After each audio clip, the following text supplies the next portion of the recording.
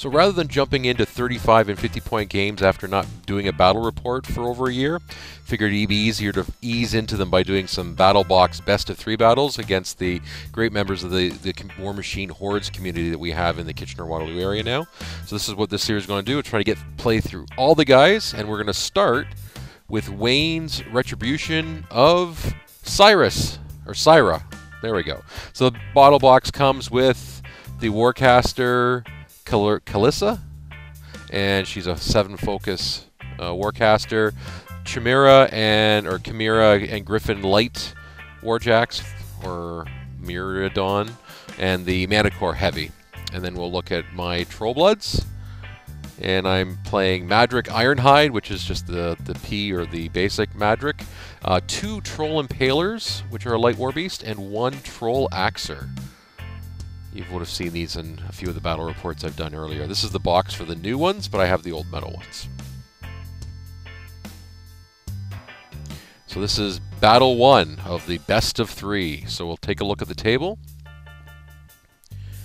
And I set up pretty tight together. We didn't put too much terrain on the table just because we wanted a fairly quick game and get to the fun of beating each other up. And you can see from the long view. And we'll get one more shot.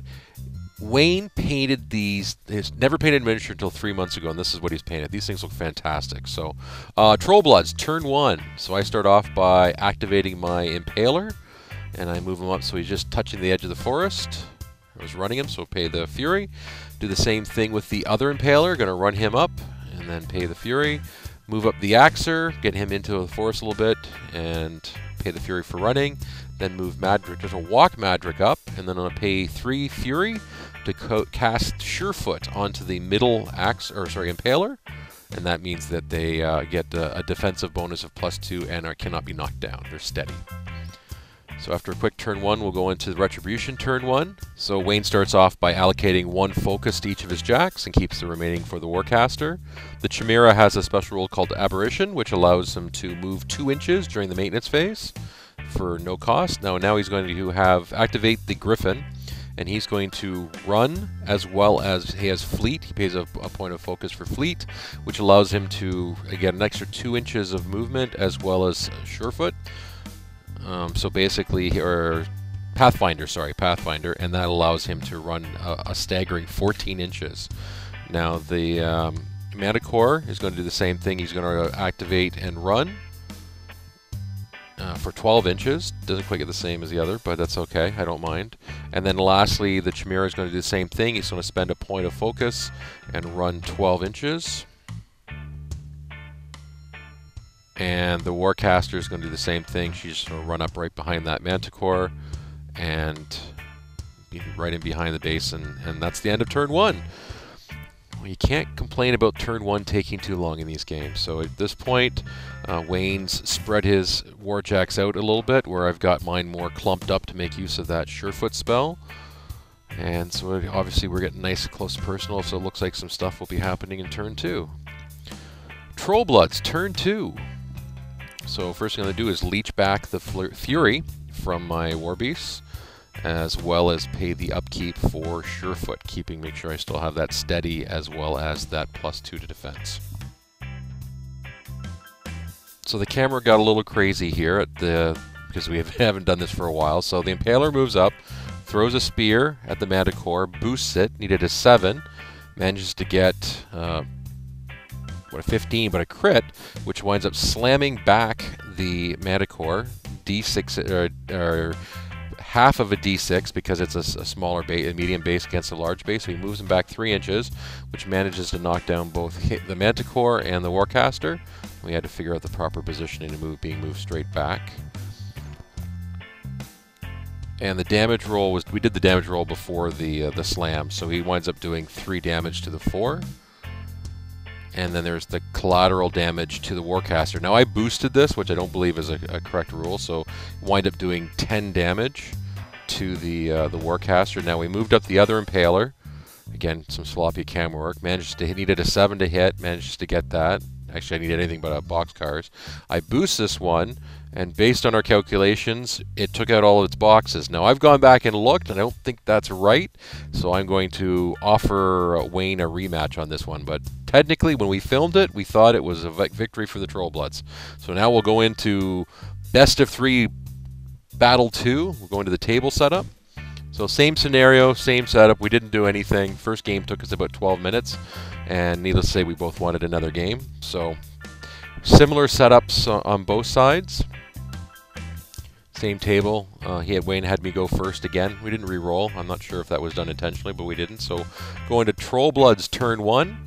So I'm pretty much going to do the same thing I did before. Just run up each of my my guys. So run up the Impaler, and which generates a point of Fury. Run up the Axer, which generates a point of Fury. And then the second Impaler, and then walk up Madrick and cast Surefoot onto the Impaler. And then we'll go into the Retribution turn 1. So very similar before. So he's giving 2 focus to the Griffin, 1 each to the Chimera and the Manticore, and keeping the rest for his caster. The Chimera does Apparition, which allows him to move forward 2 inches in the maintenance phase. Same thing as before. Point of Fury, point of focus to run. Point of focus to cast Fleet, which lets him run that 14 inches. And then you're going to run up the Chimera, paying the point of focus. Run up the Manticore, paying the point of focus, getting him up 12 inches. And then going to walk up the Warcaster and not leave her behind the Manticore this time. And that brings us to the end of turn 1.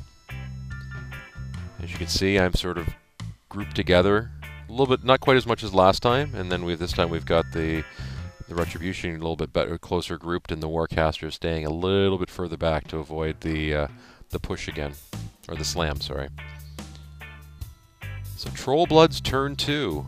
So start off by leeching the Fury back from the Warbeasts, and then spending the point of Fury to upkeep Surefoot. Now Madrick is going to move into the forest, and just move the forest out of the way. And then he is going to cast Stranglehold, spending 3 Fury, onto the Griffin. He's within range, so he needs a 7 to hit. Get the 7. It's dice -5, so POW 11 versus armor 16, so dice -5, so I get 4 to the 6. Next up, the Axer is going to charge in at the Chimera, and staying within range of the Manticore as well. And he's going to do a Threshold or Thresher attack.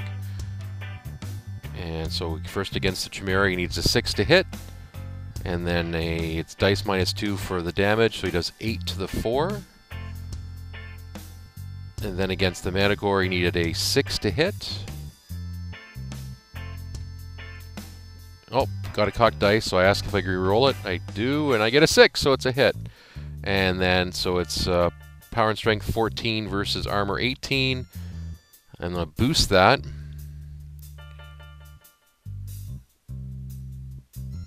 And it's going to be dice -4, and I get 2 damage to the 6. Moving on, the Impaler is going to move his full allotment of 5. And he's going to take a pot shot at, or first he's going to cast Far Strike on himself, which gives him +4 inches to his thrown weapon, or ranged weapons, which puts the caster within range. And needs a 11 to hit, so he boosts that. And get the hit and a critical. So wind up doing 7 points of damage. Sorry, 4 points of damage was dice -3, so 7 points of damage. Now the collateral damage was Strength 9 versus Armor 16, so it's dice -6, or sorry, -7, and nothing happened. So lastly, the other Impaler is going to move up and just sit there with Surefoot on him. So on to Retribution turn 2. We'll start off with the caster getting her full 7 focus back. The Chimera is going to do his Aberration shenanigans. Now he's trying to get out of my melee range, but we double check right after, and he's still just a little bit in there. So if he decides to move, it will be a free strike. Next up, the Manticore is going to do a throw move, but first he's doing Force Generator, where one focus gives him +3 strength for 1 turn, which brings him up to strength 17. So he's going to do the roll to see if he can throw. So he needed a 6, he got more than a 6. He's able to throw the Axer up to 6.5 inches. So what he's going to do is he's going to target the Impaler. So he needed a 7 to hit and got that. It was Rat 5 versus Defense 12. So the Axer, he's going to place the Axer on that side. And so the Axer, it's Power 13 versus Armor 18, so it's dice -5. He gets a +1 because of the throw, so he does 5 to the 3. And then the Impaler gets the collateral damage, where it's POW 13 versus Armor 16, so it's dice -3, so he does 5 to the 1. So next up, the Griffin's going to shake off the Stranglehold and move up. Shaking off, he's giving up his action. He's walking up, and then he's going to buy an attack. It's an auto hit because he's knocked down. Now it's Power 13 versus Armor 16, so it's dice -3, so he does 2 to the 5. Now the Chimera is going to do the same throw move onto the Impaler, so they have to do a strength test. We did this last time, but we just didn't capture it on tape. So it was my strength 8 versus, or his strength 8 versus mine 9, but he obviously rolled a lot higher than I did. So he's going to try to pick him up. It's Rat 5 against my... He's going to try to target Madrick. He needs a... Well, it's Rat 5 versus Defense 18 with all the bonuses in play right there. So misses. It scatters, and it's going to scatter to the 0. Now it's Strength 8 versus Armor 16, so it's dice -8 for the damage here. And he doesn't get anything, so there's no damage done to the Impaler. And lastly, Kalissa, or however you pronounce her name, I've been struggling with that for a bit. She's just going to move over out of the way, trying to stay as far from trouble as possible. And that brings us to the end of turn 2. Now, who needs a review of all the stuff? Because that would actually be helpful. We forgot to film it. So we're going to go straight into Trollbloods turn 3. So first thing I'm going to do, I'm going to leech the Fury from the Axer, but I'm going to leave it on the Impaler. And then the Fire Strike comes off, and I'm also going to let Surefoot expire. So next we're going to do the Threshold test against the Impaler. He has 3 Fury on it, so it needs a 5 or under, and obviously that's not a 5, so he's going to do an attack against the Griffin, which is Mat 6 versus Defense 12, so he needs a 6, and I get a 5, so he misses, and we'll just remove the knockdown, and we're going to take the Fury away as well. So next up, Madrick's going to move through the forest, and he's going to start off by casting Far Strike on himself for 2 Fury, which gives him +4 to his ranged weapons attack. Next up, he is going to target Clarissa with his throwing axe. And so it is a Rat 6 versus Defense 16, so he needs a 10 to hit. I boost it, get the hit, and now it's dice -1 with her. She's Armor 16 +2 for the 2 focus, or Fury, yeah, focus she has on it. So I'm going to boost that, so it's dice -1. Building suspense with the roll, and that does 13 damage, which brings her down to 0. So that is a Trollbloods victory.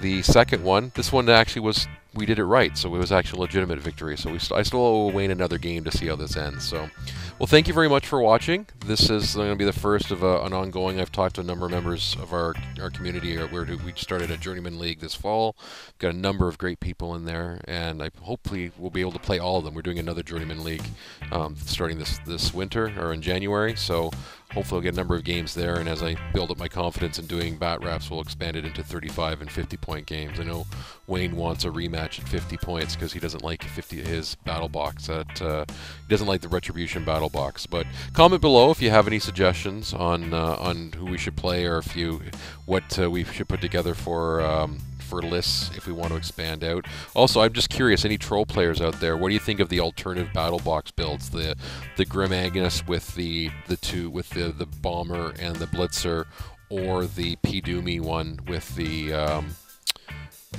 don't even remember, the Mauler, the Pyre Troll, and the electrical one. So put your comments below, and hopefully we should see more videos shortly. And if you want to follow me on Twitter or on my blog, which I actually am going to start doing again, feel free to do so. Thanks for watching, everyone.